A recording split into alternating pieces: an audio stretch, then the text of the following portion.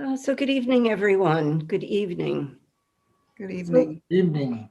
Well, last week we finished the last chapter in our book, In a Blueprint of Enlightenment. And so tonight I wanted to perhaps recap and have some discussion about the nature of the book and its resonance in our culture and its resonance in Soto Zen, and maybe have some discussion about that, what our thoughts are about its message for Soto Zen today. So certainly we have Dōgen Zenji's Gakudō Yōjinshū, which is a guideline, a blueprint of enlightenment. It is a guideline for studying the way. And clearly, Dōgen Zenji is pointing toward awakening as practice and urging us to come to this point of experience so that we would, in essence, begin our practice, be a point of beginning into the depth of awakening in the long history of awakening with our ancestors. So Gien Roshi's commentary then, of course, is elucidating Dōgen's writing and urging us further to let go of the ego, to open ourselves to the experience of awakening such that our lives would be fulfilled, would be enriched and opened and awakened. So that to me is the simple thrust of the book. And I am also interested in how this relates to other views of practice in other Soto Zen lineages, where the notion of awakening is decried, where the notion of awakening is, we are told that we already are awakened, so there's nothing that we have to do because all of practice is awakening itself. So there is no emphasis then on the experience or the action of practice toward the experience of awakening. So we live in this multi-view within Soto Zen. And so I wonder what your thoughts are about that. We certainly, have said that I think that practice is quite difficult as a layperson, and yet, lay people are the bulk of our participation in the United States. And awakening is not just for monks or priests. Awakening is for everyone. And Shakyamuni Buddha's message is to awaken, to live that same awakening that he experienced and points us toward. So, so I just wondered what you thought about that, or what your feeling is about this message that we take from Gien Inoue's book.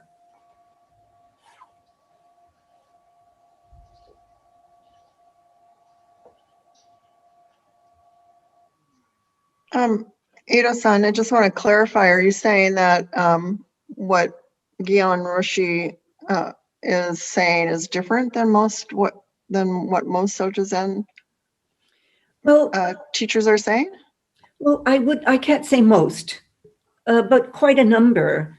I mean, for instance, for many teachers would say that to just sit is enough. To just sit, I mean, the message is we are already awakened, therefore just sit. And there's nothing to pursue or to do particularly. And there are some who would certainly say that Kensho is nonsense. And therefore to even talk about it is a waste of time. It's nonsense. So there certainly are some teachers who say that. We certainly know that people may have a Kensho experience, and yet they don't turn into some perfect human beings as a result of it. They are still human beings. They still suffer from whatever tendencies they had before. And so they say, so what's the point of it then? So we have a range of attitudes toward awakening in the United States and in Japan. It's not just here. And so that range certainly, infiltrates the dynamic of Zen in the United States, profoundly does. And we have to ask, whether if you don't lean toward Kensho, if you don't lean toward the importance of awakening, you do have a religion of practice. You have a devotional religion. And we have to ask whether that was Dōgen's intention.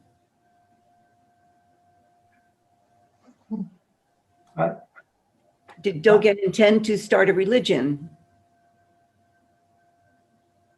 Or did Dōgen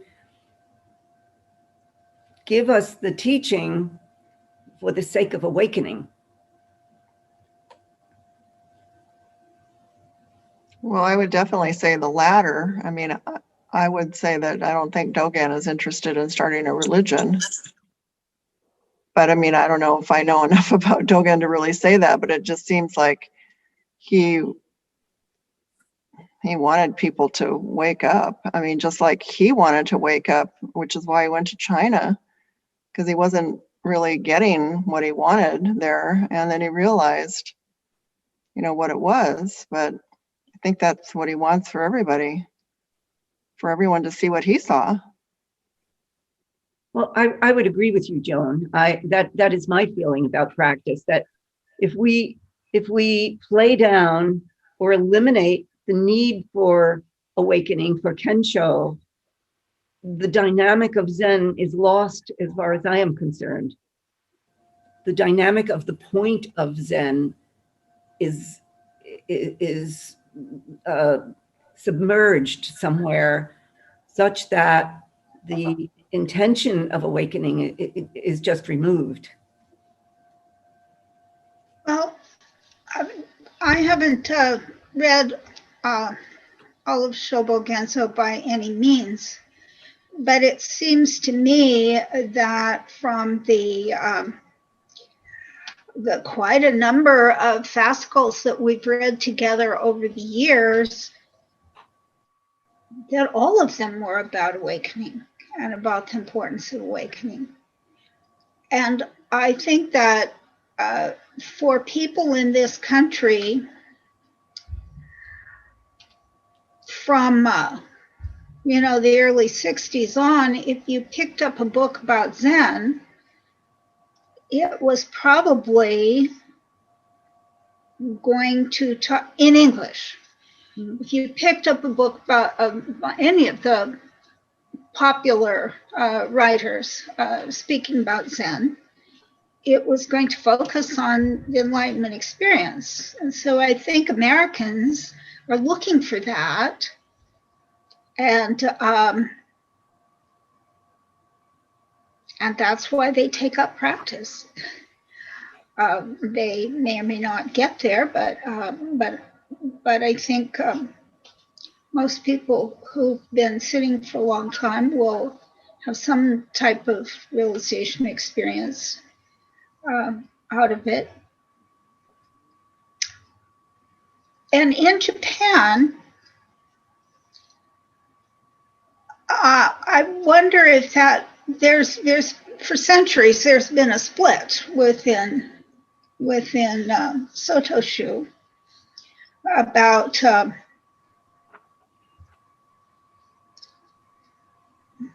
whether awakening is to be sought or not.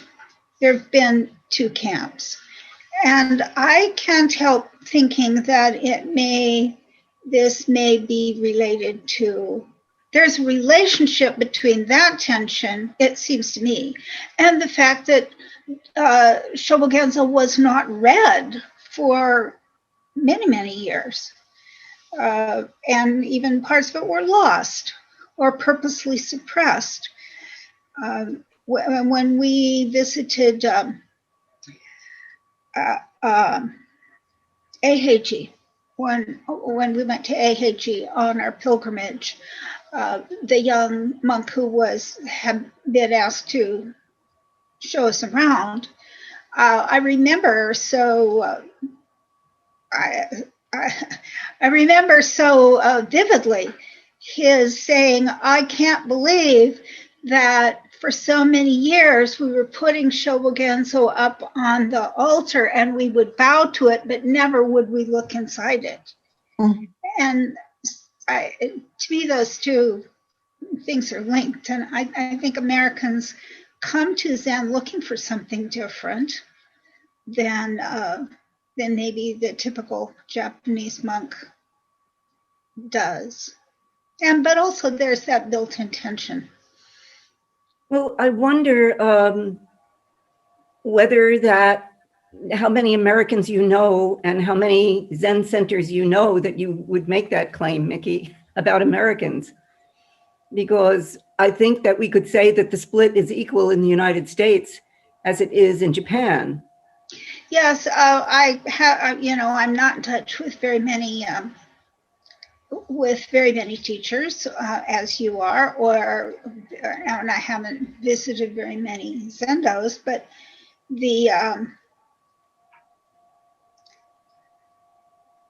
all the Zen teachers I've had, including my Rinzai teacher, were very much focused on the experience of. Yes, but I am the only Soto Zen teacher you have worked with. So yes, that's true. I mean, it's true. My experience is small, and it's not limited to Soto Shu. But as I've stumbled through the Zen world over the years, that's been my Sure. They've all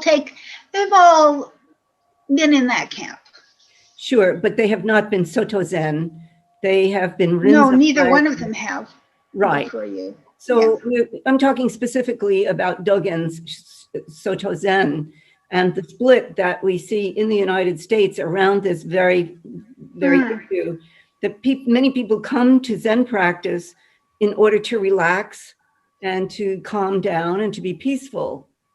And the work of necessarily addressing oneself and one's ego, that work does not necessarily happen with every teacher, nor does every teacher promote it.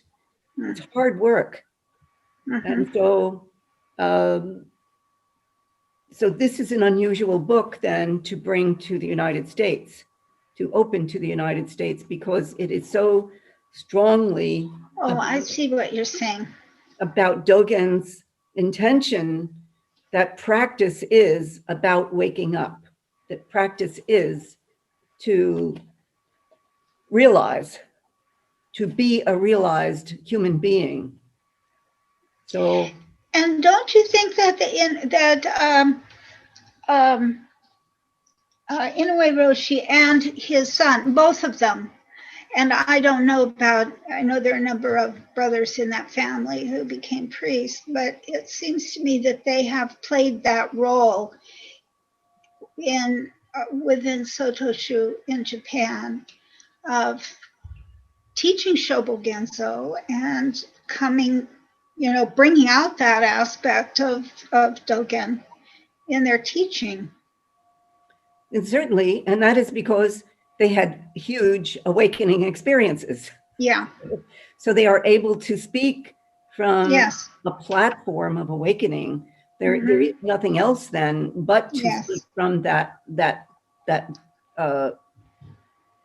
intention, from that heart of awakening. Then there's nothing else to do but that. But certainly this kind of practice is not emphasized in the United States, particularly among many, many teachers. The minority would admit, actually, to doing so. And many, many would decry such an approach to practice. So anyway, I wondered what you thought about what your experience in the book was then.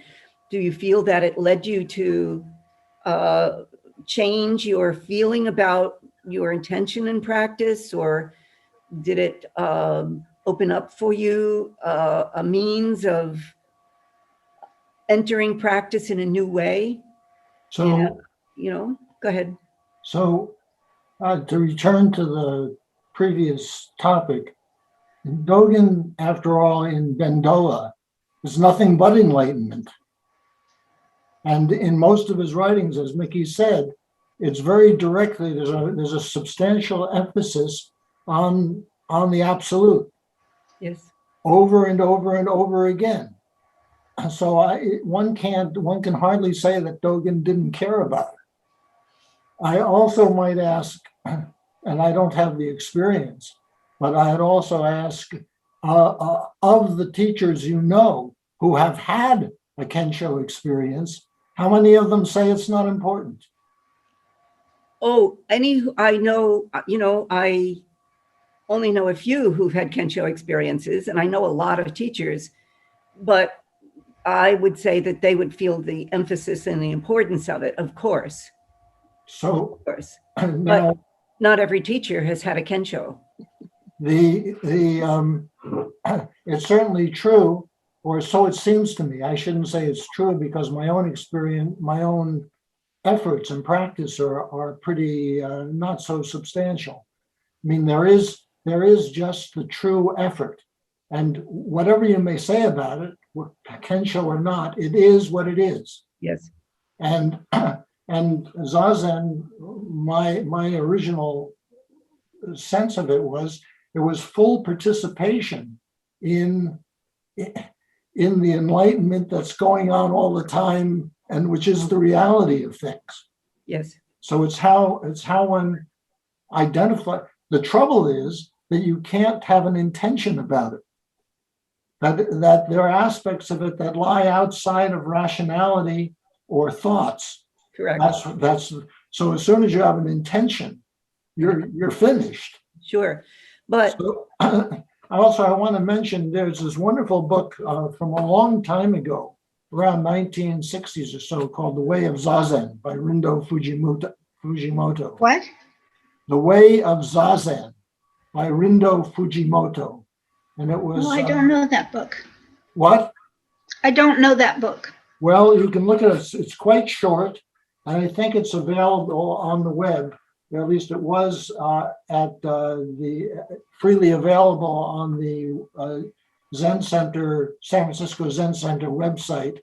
And it was done by Rindo Fujimoto, who was a prominent priest at the time of Koto Soaki, and a generation before Suzuki Roshi. But he was among the people that Suzuki sent his initial disciples to Japan to speak to.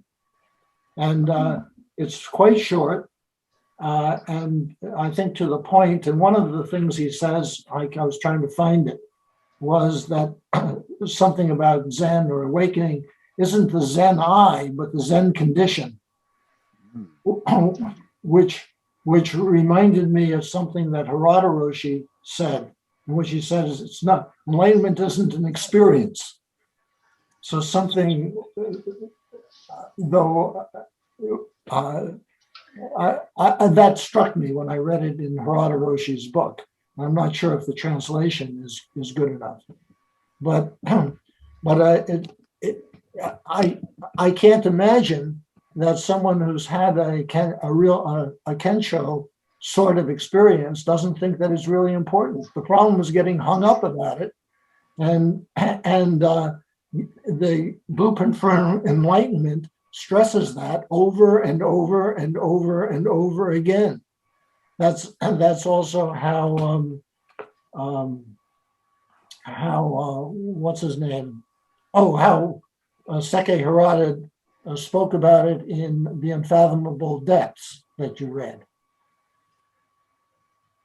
Okay, so all of that is well and good, but one could, going back to what you said earlier, Jerry, where the wholehearted emphasis on practice and simply that is the peak itself without the Kensho. You could, and many teachers do that, so that the Kensho part is ignored, or student experiences are simply put aside.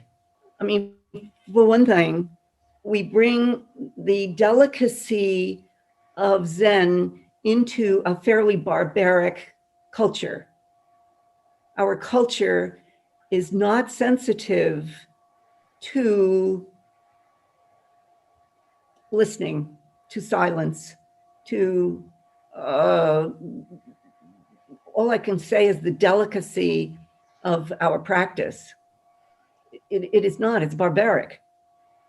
And so we have to work extraordinarily hard within our culture to be able to listen to ourselves and to practice within a very rowdy and non-attentive culture.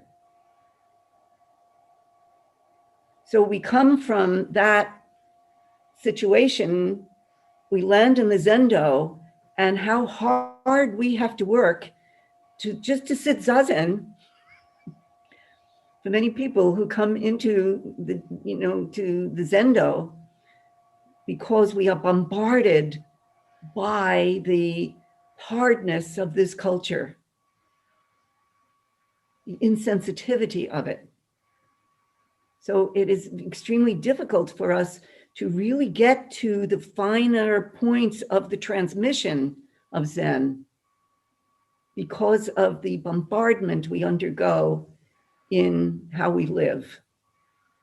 This very culture, the American culture, then you add on individualism that we each experience and are told how important that is for each of us. You add that, you add the importance of self-esteem and the development of ego and healthy ego, and you put all of that together, and it's really, really difficult to allow ourselves to be that open and sensitive to the world around us and to our own body even, Well, which is a deep message of this book about the body.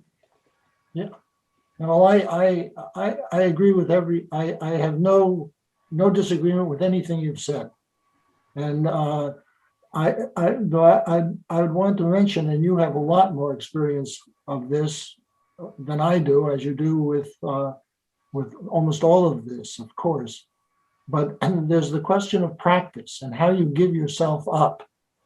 And in a sense, you have to really trust the teacher, because at some point, there's a sort of a brainwashing going on. And in fact, if you, speaking crudely, so what often happens, or what has seemed to me as I observed people in the small monastic practice that I had, was you can see people becoming very upset and going, they think at some point they're going a little bit nuts, and you're looking at them and saying, my goodness, for the first time I've ever seen them, they're starting to act in a healthy way. Right. And because they're not used to that, Right. and because they're used to managing their way in the world through in some sense sick behaviors, or I won't try to characterize it more, they are losing track of themselves, the things that they have managed to negotiate the world with, which have been hurting them, and so they're going nuts. or they think they are. Right. And that takes a lot of trust and experience. I mean, one of the reasons you can sort of give up to it is after a while you've seen this happen to 3 or 4 of your close associates or friends. Is you go, well, maybe I should give it a try and continue, even if it seems impossible. Yeah. So there's this question of not taking the side roads. People have some experience, or people, me, want to hold on to these individual side roads or special ways, but it's really much better to take the main highway. Yeah. Yeah. And find ways to be able to forgive yourself and do things like that's why repentance is so important, for example. Yeah. And this is in the body. That's why I got going on this, because of your remarks, and I wanted to just emphasize more what you had said. Yep. Yep. No, all of that. Yeah, I agree with. And so, I mean, the sense of personal power and control. We have a culture of personal control over everything, and we don't want to give that up. We just think that's wrong to give that up. So it's a very difficult thing. So, yeah. Anybody else? Any thoughts?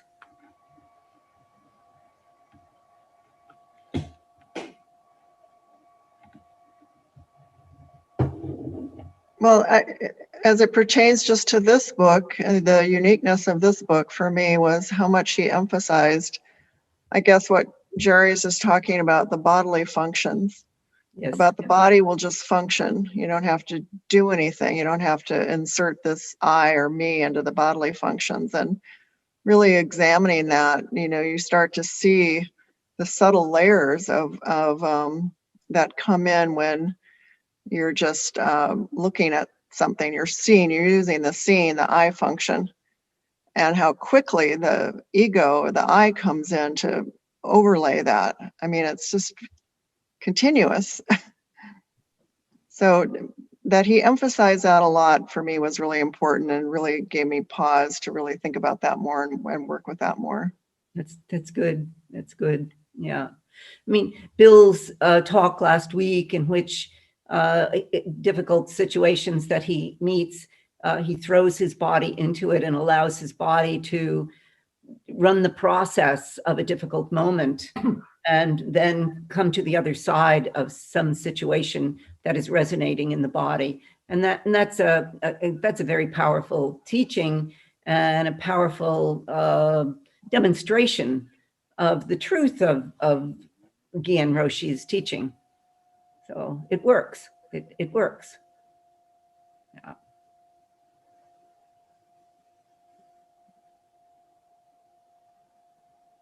Yeah, I think I did not, well, I know I did not realize how addicted to control I am until I came to Zen and tried to sit Zazen.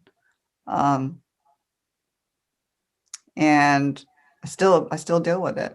I mean, that there's layers and layers and layers, different facets of my life, my personality, my psyche. There's this habit of needing control, and a lot, I think it comes out of fear. And but the clarity of this book, I just appreciate it so much, because even though I still so often reach for control and override the functions, the natural functions of my body, it seems possible. It opens up that possibility for moments. If it wasn't possible, we wouldn't be doing this. So, so I just really appreciated that. Yeah, It was really hard coming to Zen from this culture. And I think that what you just said is a really important point, Allison, that we hold the possibility, whether a person has had Kensho or not everybody has a Kensho. Nevertheless, we hold the possibility within ourselves. And that, to me, is an essential aspect, a point of faith, perhaps, in which we agree that this is a life journey, and that, holding on to the leather strap on the subway could be it, or we don't know. But just to hold the possibility is, to me, essential. To me, that's faith. That's faith in Shakyamuni Buddha's awakening and Dōgen's awakening.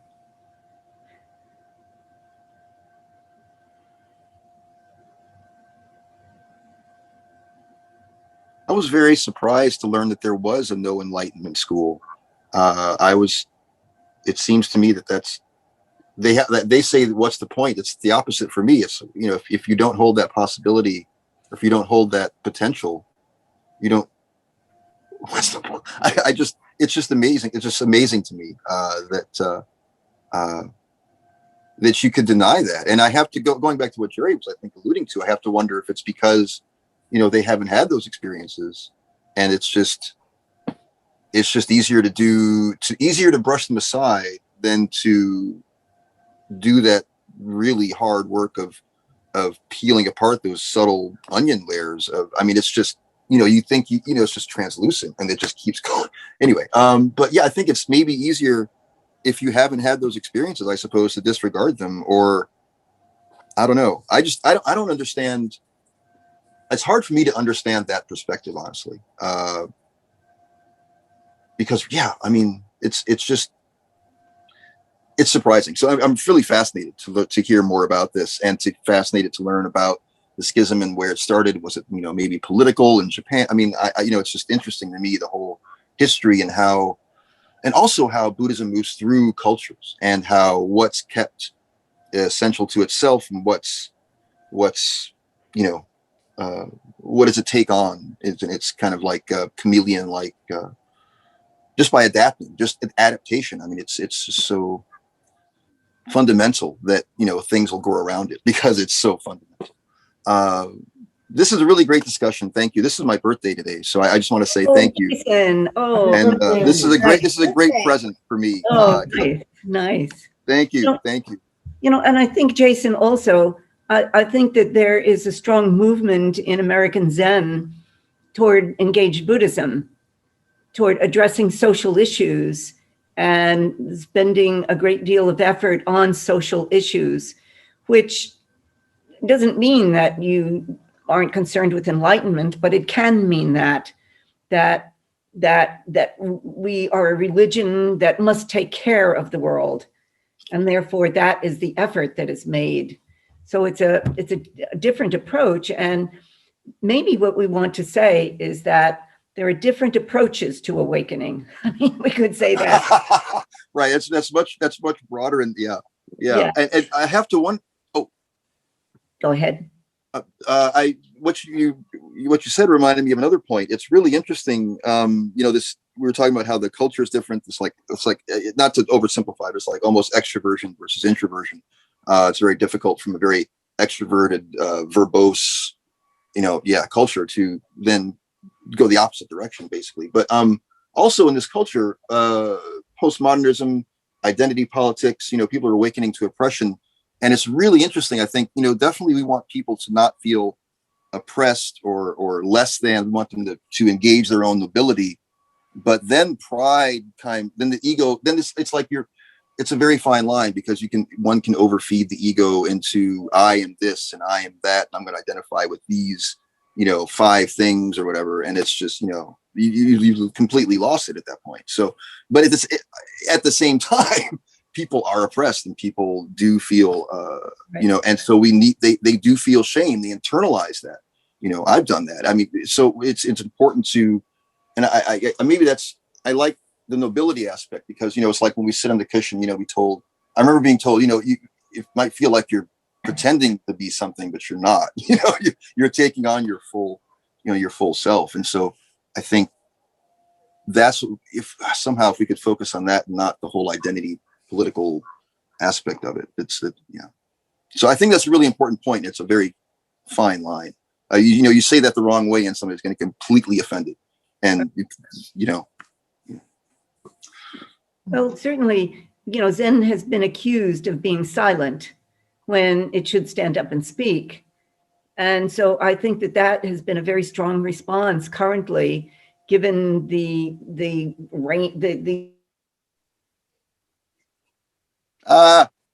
today in this world.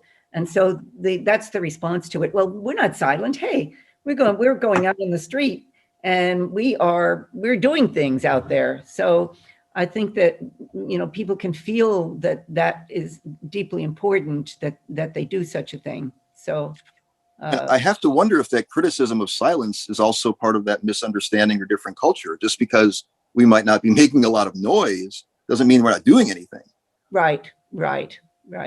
Yeah.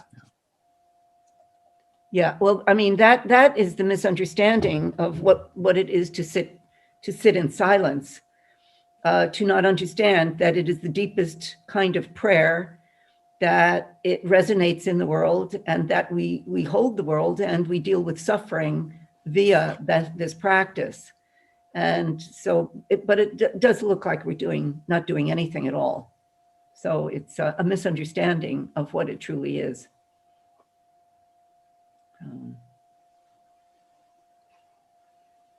Anybody else have anything to say or add, or thoughts about anything?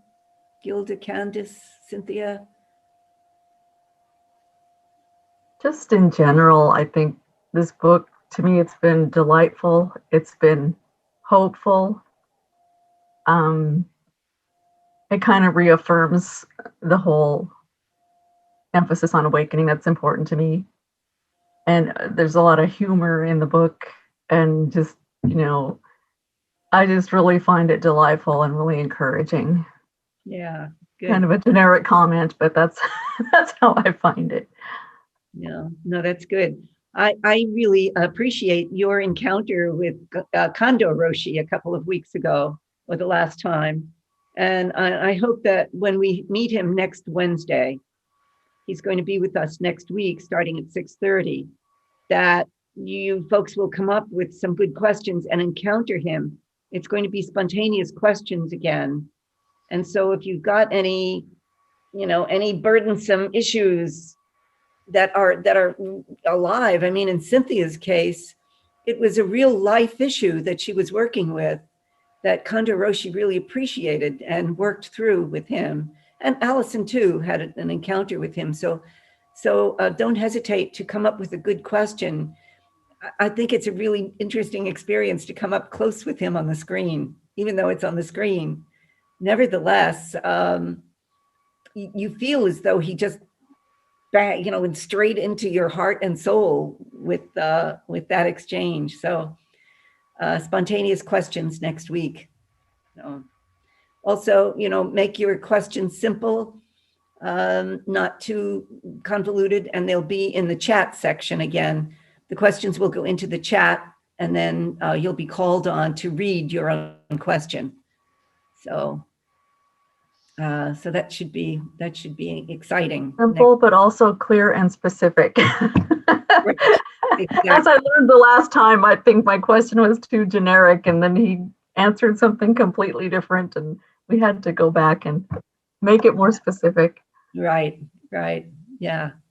So, but that was good too. I mean, he got that there was something, well, that's not it. So what is it? So that was good. That was really, really good. So no problem about that. Yeah. So, well, so these Wednesday nights that we are coming together, my concern about it is, typically on Wednesday nights, we sit Zazen together, and then we have a short Dharma talk. And my concern about this on Zoom is that we are not sitting Zazen together. And I kind of worry about that. I mean, we are sitting in the mornings, and some of you come in the mornings, but even on Zoom or in person, but we aren't practicing Zazen together. And so it kind of concerns me, and I'm trying to figure out what to do, because I also know that some of us come because it is a time to converse, a time to meet, and a time to be spiritually social together, let us call it that. So I wonder what your thoughts are about that. I'd like us to spend more time sitting, and maybe as we go toward the future, that we would even sit 20 minutes together before we would talk, and then maybe have about 40 or 50 minutes, maybe 40 minutes then of discussion about something. What's wrong with simply starting earlier, around 6 or so? 6 is a bit early for people. Some are working and just getting home. Okay. And so 6 is early. There might be 6:30. Yeah. I don't know. What are your thoughts about that? 7 is much better for me. 7 works for me. Yeah. I think I like the 20 and 40, the 20 minutes Zazen and 40 minutes. I think that would. Yeah, we can try that out. And, I'm always open to change. I'm always open to figuring out whether something is working or not, and being open to change. So we can try that in the future. And of course, next week we have Kondo Roshi, and then maybe the week after that. And we haven't decided what we're going to do. I haven't figured out what we're going to do. We're coming into the summertime, and typically we don't read a book through the summer. But it might be that we'll have some other Dharma discussion on together, and we'll figure out topics to discuss together that might be really useful and important. And so let me think about it, and you're welcome to write me too if you have any suggestions about what you think would be good for discussion on Wednesday nights. But I think I want to avoid a book for a while. I think that this was a big undertaking, this one. I think it had a lot of meat in it, and I think that it needs to have a lot of processing. So I'd like to leave books aside just for a little bit while we digest this one and go from there. Are we having Buddha's birthday this year? And if so, when would it be? Because It's in the newsletter. It will be. Oh, I didn't see it in the newsletter. I don't have my calendar in front of me, but I think it's on the 10th. It's on the Saturday morning. We're having a Buddha's birthday. Oh, on Saturday. Okay. Yeah. I've read the newsletter twice. It just must have gone past me. Or maybe I'm reading the wrong newsletter.